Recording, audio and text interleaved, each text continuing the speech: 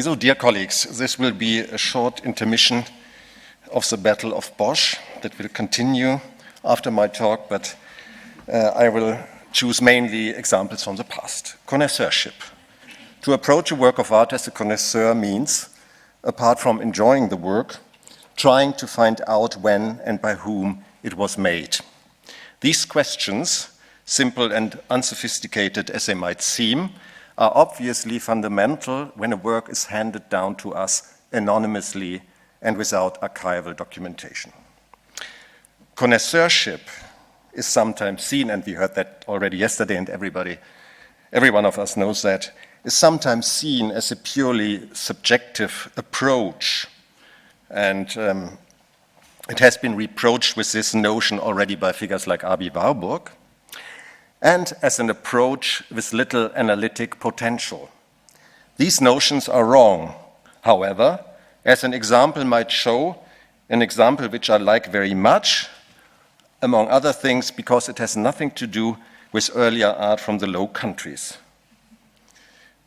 This painting of a life-size male nude was shown, and I'm not asking you if you know what it is and when it was painted. It's not so easy.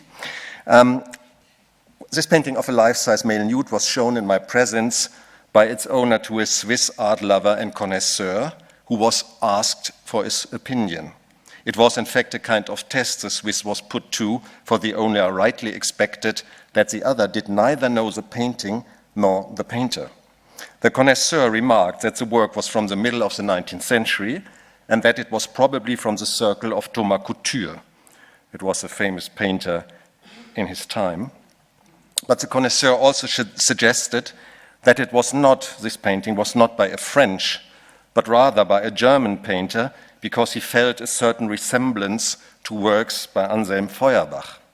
And indeed, this nude was painted in 1854 by Victor Müller, a little-known artist from Frankfurt, who was a pupil of Couture at the very same time when Anselm Feuerbach studied with him in Paris. Thus, the judgments of the connoisseur yielded objective and highly accurate results. Without knowing the individual artist responsible, he was able to tell the painting's origin quite precisely. We see that connoisseurship can have a marked analytical capability. The major field of connoisseurship is, of course, art of an earlier period, like this one. And the earlier it is, the more connoisseurship is needed, it seems.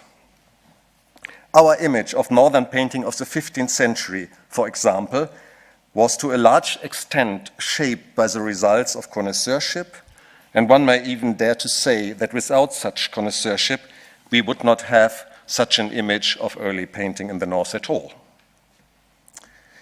The panel you see here, in Berlin since 1874, and known as The Man with the Pinks, was judged very differently by connoisseurs in the course of the last 150 years. When it surfaced in 1855, Gustav Friedrich Wagen immediately recognized it as a Jan van Eyck. And it stayed an unchallenged Van Eyck for the next 50 years after 1855. It was even immensely praised, called not only the best portrait by Jan, but also one of the best portraits of the Netherlandish school, comprising Rembrandt, in general. Around 1900, however, a change set in, and an increasing number of scholars started to believe that the painting was rather a copy after Van Eyck or the work of a later imitator. Its minuteness, that was first admired as realistic, or, as Grau and Cavacazel put it, immensely true to nature, now around 1900 started to be called kleinlich, that is pedantic. This change is certainly connected with the development of modern art of the time and the growing predilection for looser brushwork in the time of the Impressionists. Today, it has been proved by dendrochronology, among other means, that this work was only made around 1500 or later, probably as a copy after a lost work by Jan van Eyck. Were the connoisseurs thus wrong? Yes and no. The attribution of the physical painting to Jan van Eyck was wrong, but the attribution of the image, the motif, seems to be right. Set against the background of the limited knowledge of early Netherlandish painting at the time, the opinions of these early connoisseurs of the 19th century are not to blame. The difficulties to assess the quality of the work and to draw conclusions from observations show in the reactions to the doubts about this painting. After the first attack on the current attribution in 1900, both Wilhelm Bode and Max Friedlander defended the work as an authentic Jan van Eyck. Being in charge of the Berlin Museum collection, both had, of course, a vital interest in the attribution to the famous master. In the first volume of his Corpus, Altniederländische Malerei, of 1924, Friedlander stuck to his attribution, albeit he himself noticed a certain stiffness in the work. His conclusion was that it was a youthful work of a still immature Jan van Eyck. Obviously, Friedlander recognized, as a connoisseur, some shortcomings, but he wanted to keep the attribution, and thus his synthesis was to call the panel a useful work. This is one of uncountable examples, I would dare to say, that connoisseurs are completely unwilling to change their mind or to change their attributions. In the field of early Netherlandish painting, nearly all scholars, to my knowledge, and I do not exclude myself, of course, used to stick to their opinion, no matter what arguments are put up in favor of other solutions by other scholars. Of course, to stick to one's attribution is also a means to maintain authority. The different opinions of the man with the pinks were, before the 1930s, a matter of pure connoisseurship, and accordingly they would have been based on the individual scholar's eye. At a closer look, however, they do not seem to be completely individual opinions, for all scholars before 1900 agreed that this painting was an original Van Eyck, while nearly all scholars after around 1930 agrees that it was not. Obviously, and little surprising, general opinion and the authority of leading scholars play an important role in connoisseurship. In 1938, the problem of attribution of this and other paintings was approached in a new way when Alan Burroughs published his seminal study, Art Criticism from a Laboratory.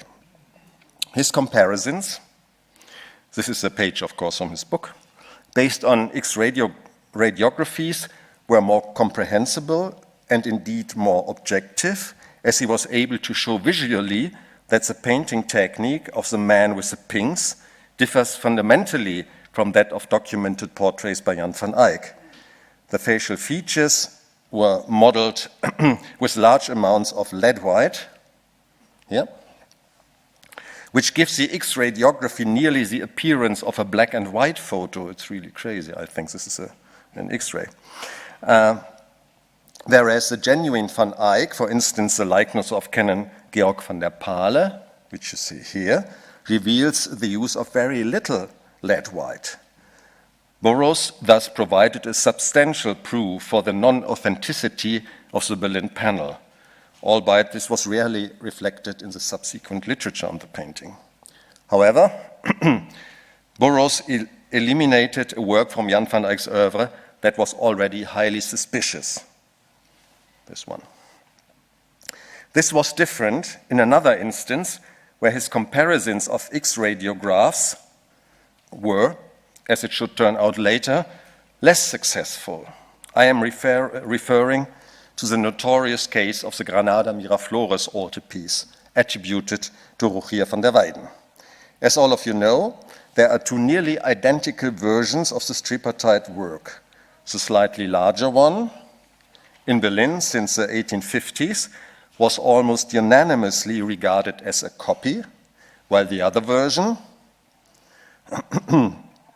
divided between the Capilla Real in Granada and the Metropolitan Museum in New York, and this is the New York panel, of course, was praised as Rochier's own work. Only until 1981, however, when it was definitely proven that the Berlin version is the original and that the Granada New York version was made approximately 50 years later in Spain, maybe by Juan de Flandes. Burroughs in 1983 analyzed an X-ray of the New York panel with the resurrected Christ, then supposed to be the original, and his conclusions completely tallied with the general conviction on the contemporary connoisseurs. He felt the brushwork as revealed in the X-ray image to correspond closely to other works by Rochier, and saw this as a proof for Rochier's authorship of the Granada New York version. This conclusion was wrong, and the brushwork, by the way, of the New York copy, this, does in fact not completely correspond to that of original Rochier's, like the Miraflores altarpiece, and this is a corresponding portion of the two works, and you see it is not completely the same, but nevertheless it comes much closer to each other than, for example, the X-ray image of the man with the pinks and an X-ray of a genuine Jan van Eyck. Maybe this example of the Granada Miraflores altarpiece marks the limits of stylistic comparisons of X-radiographies. In any event, Burroughs' appraisal of the pseudo-Rogerian panel was obviously guided by the then current opinion about the authorship of the work. It was not an independent, let alone scientific approach to the problem of attribution. The prevailing opinion, which the X-rays seemed to confirm, was, of course, nothing else than the judgment of connoisseurs, of authorities.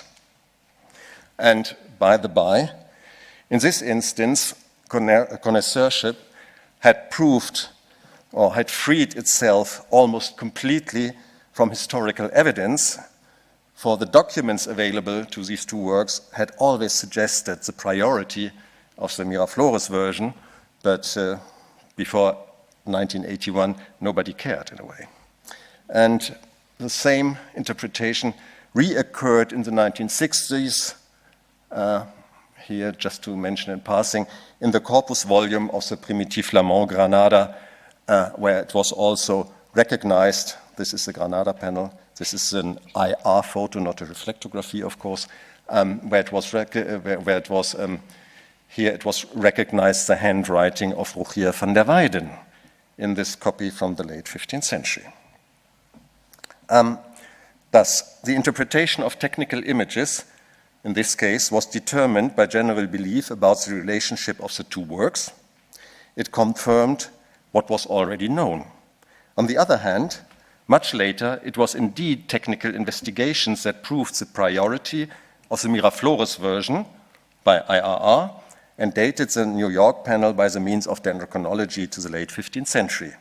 In contrast to Burroughs' earlier technical approach, however, this time the basis for the argumentation was not style or quality, but changes in the creative process of the Miraflores altarpiece and wood biology.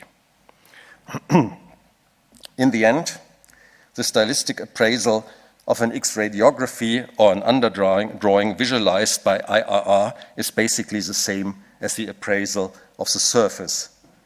And it can be as controversial as traditional connoisseurship, and we heard that already today. I'm sorry for the repetition. Of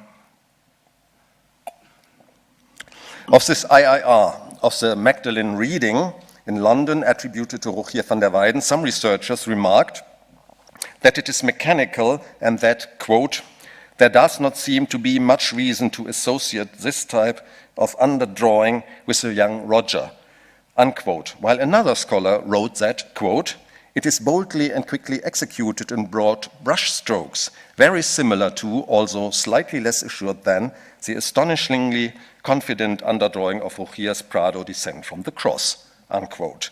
These contradictory judgments on style and quality of the underdrawing are in no way more objective than the appraisal of a painting surface or a drawing on paper with the naked eye. One might even wonder if the opinions of experts on a drawing on paper would be so very divergent as here. X-rays and IRR are techniques that generate images, and thus judgments are based on images like in classical connoisseurship.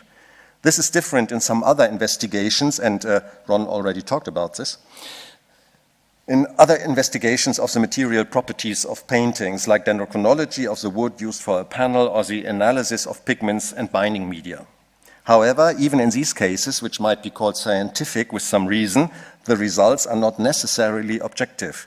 Sometimes they are also fundamentally influenced by and based on the appraisal of the work that is to be investigated, and more often than not, such an appraisal, underlying appraisal, is based on good old connoisseurship. This beautiful artwork, for example, was accepted in 1943 as a genuine Jan Vermeer van Delft. You all know the Van Meegeren case, both by a certain pressure group of art historians, well-respected connoisseurs like Dirk Hannema and J.G. van Gelder, but also by 3 conservators. Neither the art historians nor the conservators found out that the work was in fact a brand new fake. The work was in fact a brand new fake. Recent research has shown, among other things, that the blue pigment consists mainly of natural ultramarine, but was stretched with cobalt, a pigment unknown before the 19th century. In 1943, the conservators took a sample of paint and looked at it with a microscope, but they did not find cobalt. They didn't find anything that would have contradicted a 17th century origin, which is very strange. The painting was not a year old. However, as Friso Lammertse, to whom I owe all my knowledge of this case, has shown, it was absolutely possible for a connoisseur of the time to recognize the fake. For a certain Hendrik Bremmer, who was as little known then as he is now, aptly described it as a shabby fabrication of a quality inferior to the average advertisement paintings on a fun fair. Surely methods of analysis have been enormously refined since the 1940s, and today restorers are certainly much more cautious about these questions. However, by my last example, I would like to discuss a different, more complex problem. It is not a question of a mistake or error, but something completely different. It's a question of interpreting or not interpreting. In a recent study, the portraits attributed to Rogier van der Weyden have been analyzed with respect to painting techniques. It became clear that the Berlin portrait of a young lady, to your left, generally dated early, around 1440, was made in a fundamentally different technique than the portrait of a lady in Washington on the right-hand side, probably a work from around 1460. There is an opaque layer of flesh color in the Berlin portrait, smoothly blended in light and shade, which creates a firm, enamel-like quality of the surface. Not so in the Washington lady, where an extra layer of fawn color, that is beige, lies under the flesh tone. This fawn color is not completely covered by the final layers of paint, but shines through where there is a transition from light to dark, and we can even see it here with a naked eye, thus securing the coherence of the carnation. Furthermore, the underdrawing is covered by an imprimatura in the Berlin painting, as is also the case in the religious works attributed to Rogier, while it is placed on top of the imprimatura in the Washington panel. In the study, it is taken for granted that both the Berlin and the Washington portrait are by Rogier van der Weyden. The former because it fits well with the painting technique of his so-called authenticated works, the latter because of its quality. Quote, Rogier's technique reached an apex in the Washington lady, unquote.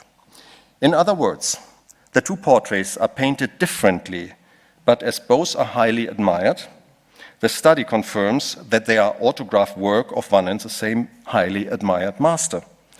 One is tempted to ask what the conclusion would have been if the painting technique of the two panels would have proven to be identical. Would it have been different? Probably not.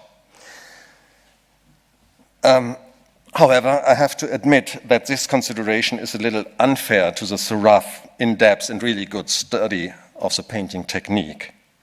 The more so as attribution or attributions are not the aim of the study. Nevertheless, it raises questions, and it is in a certain way challenging with respect to connoisseurship and attribution. For here, the objective findings, a marked difference in the handling of paint, are interpreted as different approaches of one and the same painter at different stages of his career. The premise is that the works in question are by Rochier's hand. In the end, the interpretation of the findings is thus subject to an opinion based on connoisseurship, nothing else. Reciprocally, the technical study seems at first glance to confirm the attribution by seemingly, but not really, objective technical findings. In fact, that kind of reasoning would be a circular reasoning.